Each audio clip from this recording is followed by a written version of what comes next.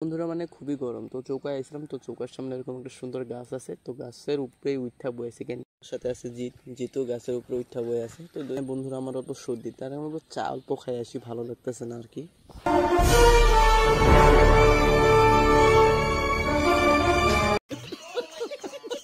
বিজয় দা ঘৰত কাম কৰি আছে, মই মাতাৰ লগে লগে আহি গৈছে, মানে চাই কিমান ভাল মানুহ বিজয়। তো এরকম করে চা আর বিস্কুটের অর্ডার দিয়ে দিলাম দোকানে।